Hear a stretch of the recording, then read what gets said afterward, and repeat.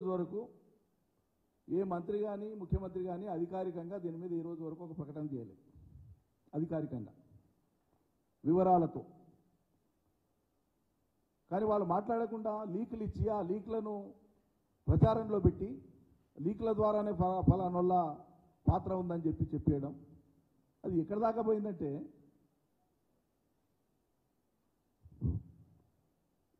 చట్ట పరిధిలో ఎప్పుడైనా సరే మనకు ఉండేటువంటి ప్రజాస్వామ్య ప్రభుత్వంలో రాజ్యాంగబద్ధ ప్రభుత్వాలలో మనకుండే నేర స్మృతిలో విచారణ జరిగేటువంటి ప్రొసీజర్లో ఆయా నేరాలు ఏ చట్ట పరిధిలో వస్తే ఆ చట్ట పరిధిలో దానికి సంబంధించినటువంటి విచారణ ప్రొసీజర్ ఉంటుంది. అది ఆ వ్యవస్థలు చేయాల్సిన పని చేస్తాయి. నిజంగానే మెటీరియల్ ఉంటే దాని ప్రకారంగా చట్టపరంగా ఎవరేం చేయాలో చేసుకోవచ్చు. దానికి క్రైమ్ సిరీస్ లాగా లేకుంటే వెబ్ సిరీస్ లాగా దినామింత సీరియల్ ఇచ్చినట్లు లీకులు ఇచ్చి దీని మీద ఏదో పెద్ద సాధించిన ప్రజల అటెన్షన్ను డైవర్ట్ చేయడం తప్ప ఇది ఇంకోటి కాదు.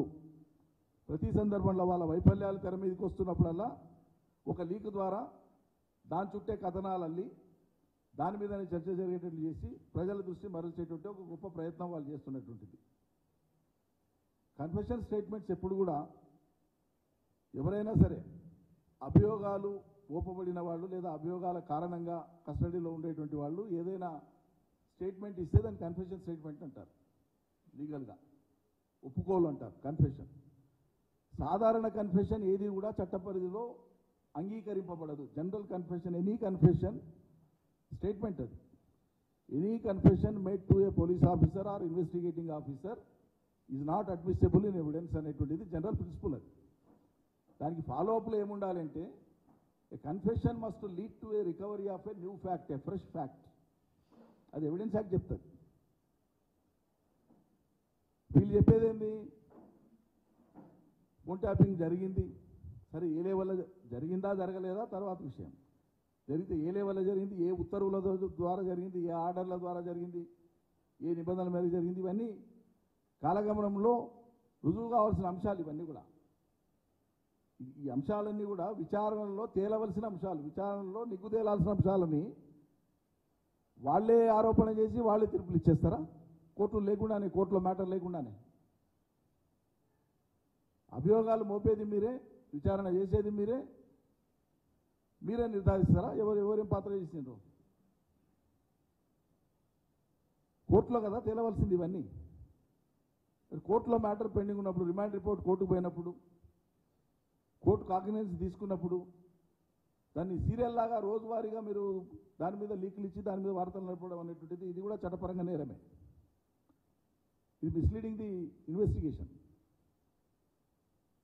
లేదా ఇన్వెస్టిగేషన్ ఇన్ఫ్లుయెన్స్ చేయడం అవుతుంది. స్టేటే ఇన్ఫ్లుయెన్స్ చేయడం అవుతుంది. ఇన్వెస్టిగేషన్ నిష్పాక్షికంగా జరగాల్సినటువంటి విచారణను వీళ్ళు ఇన్ఫ్లుయెన్స్ చేసినట్లయితుంది.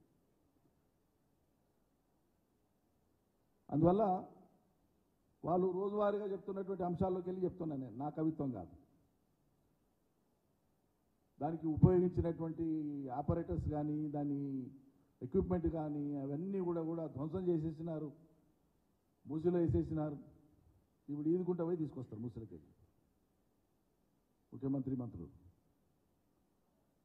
మీరు చెప్పిన కథనం ప్రకారంగానే, మీరు ఇచ్చే లీకుల ప్రకారంగానే, వచ్చినటువంటి వార్తా కథనాల ప్రకారంగానే అవన్నీ నిజంగానే డిస్ట్రాక్ట్ అయి ఉంటే మరి ఎవిడెన్స్ ఎక్కడి నుంచి కలెక్ట్ చేసినట్లు మీరు? దేంట్లోకి వెళ్ళి కలెక్ట్ చేసినట్లు మీరు? కస్టడీలో ఉన్నటువంటి ఒక మనిషి ఇచ్చినటువంటి వాంగ్మూలమే ఎవిడెన్స్ ఎట్లయితుంది? వాంగ్మూలమే ఎవిడెన్స్ కాదు. ఎప్పుడు వాంగ్మూలం should lead to A fresh fact, new fact. అప్పుడు మాత్రమే కోర్టులో ఎవిడెన్స్ అవుతుంది. ఇది తెలుసు, పోలీసులకు కూడా తెలుసు, కమిషనర్ శ్రీనివాసరెడ్డి గారికి కూడా తెలుసు, కింద ఉండే విచారణ చేసే వాళ్ళకి కూడా తెలుసు. తెలియదనేది కాదు. కాబట్టి దీన్ని ఎంతసేపటికి బీఆర్ఎస్ను, కేసీఆర్ను, బీఆర్ఎస్ పార్టీ పెద్దల్ని టార్గెట్ చేసి లీకులు ఇచ్చి టార్గెట్ చేసి బదనాం చేయాలి, తద్వారా వీళ్ళని దాంట్లోకి లాగాలనేటువంటి ఒక స్పెషల్ ఎఫర్టే దీని మీద ఉంది. ఇది ప్రజల దృష్టి మరల్చడానికే ఉంది తప్ప అందులో ఉన్నటువంటిది ఏమీ లేదు. ఈ దేశంలో ఎన్ని చూడలే. నిజంగానే ఇటువంటి జరిగినాయన్న సీరియస్ ఆరోపణలు ఎప్పుడు వచ్చినాయి? ఇందిరాగాంధీ గారు ప్రధానమంత్రి ఉన్నప్పుడు వచ్చింది. ఆమె సొంత పార్టీ నేతల ఫోన్ ట్యాపింగే చేసిందని.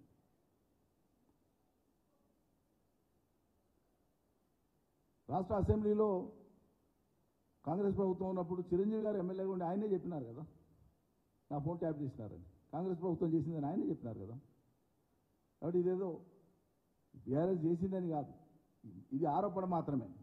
కానీ నిజంగా మీరు చేసింది అనేటువంటిది మీ చరిత్ర. ఇది సాక్షాత్తు ఇందిరాగాంధీ గారు ప్రధానమంత్రి ఉన్నప్పుడే కేంద్ర ప్రభుత్వం చేసిందని, దేశంలోని చాలా కాంగ్రెస్ ప్రభుత్వాలు చేసినాయని, ఈ రాష్ట్రంలో ఉండేటువంటి గత కాంగ్రెస్ ప్రభుత్వాలు కూడా ఈ పని చేసినాయని చెప్పి గతపు రికార్డ్స్ చెప్తున్నాయి, ఆరోపణలు చెప్తున్నాయి, చర్చలు చెప్తున్నాయి. కాబట్టి ప్రభుత్వ ఉద్యోగులు, అది పోలీసు శాఖ కానీ మరే శాఖ కానీ, కాండక్ట్ ఆఫ్ బిజినెస్ రూల్స్ ఉంటాయి, అన్ని శాఖలకు వర్తిస్తుంది. పాలనలో విధుల నిర్వహణ ఎట్లా ఉండాలనేటువంటి దానికి, ప్రభుత్వ విధుల నిర్వహణ ఎట్లుండాలి, ఉద్యోగుల విధుల నిర్వహణ ఎట్లుండాలనేటువంటి దానికి conduct of civil servants rules ఉన్నాయి. మంత్రిమండలి పనితీరుకు మార్గదర్శనం చేసేటువంటి బిజినెస్ రూల్స్ ఉంటాయి. మౌఖికంగా ఒట్టిగానే ఒక మనిషి ఒకటి చెప్పంగానే ఒకటి కింద కాదు, ప్రొసీజర్ ఉంటుంది ప్రతి దానికి. ఉదాహరణకి ఎవరో పోలీస్ ఆఫీసర్కో లేకుంటే ఎవరో ఒక అధికారికో ఎవరి మీద కోపం ఆయన ఏదో ఎక్స్ట్రా లీగల్ యాక్ట్ ఏదన్నా చట్ట వ్యతిరేకమైనటువంటి పని ఏదైనా సొంతం చేసి వచ్చి నాకు ఫలానా ఆయన చెప్పింది కాబట్టి నేను చేసినట్టు చెల్లుబాటు అవుతుందండి? ఇల్లీగల్ కదా అది. దేనికైనా ప్రొసీజర్ ఉంటుంది. ఐటీ యాక్ట్ ప్రకారంగా కానీ, Indian post and telegraph act ప్రకారంగా కానీ, ప్రభుత్వం యొక్క ఆంతరింగిక వ్యవహారాలను, భద్రతను, ఇతరేతర అవసరాలను దృష్టిలో పెట్టుకొని అవసరమైనప్పుడు ప్రభుత్వంలో ఉండేటువంటి అధికారులే, కేంద్రం అయితే హోంశాఖ కార్యదర్శి, రాష్ట్రం అయితే రాష్ట్ర కార్యదర్శి, లేదా వారి యొక్క సూచనలతో రాష్ట్రంలో ఉండేటువంటి అడిషనల్ సెక్రటరీ, జాయింట్ సెక్రటరీ లేదా హెడ్ ఆఫ్ ద డిపార్ట్మెంట్ వాళ్ళ పరిధిలో జరుగుతుందని చట్టమే చెప్తుంది. ఈ మంత్రులకో మంత్రి మండలికో ముఖ్యమంత్రికో సంబంధమే ఉండదు. ఇన్ కేసు ఇటువంటిది ఎక్కడైనా జరగాల్సిన పరిస్థితి ఉంటే ఆ రాష్ట్ర, ఆ దేశం యొక్క ఆంతరిక వ్యవహారాలు, ఇతరత్ర వ్యవహారాలకు సంబంధించి నిజంగానే ట్యాపింగ్ చేయవలసినటువంటిది ఉంటే ప్రొసీజర్ అది. చట్టం చెప్పే ప్రొసీజర్ అది, నేను చెప్పేది కాదు. చట్టం చెప్పే ప్రొసీజర్ అది. కాబట్టి ఎవరైనా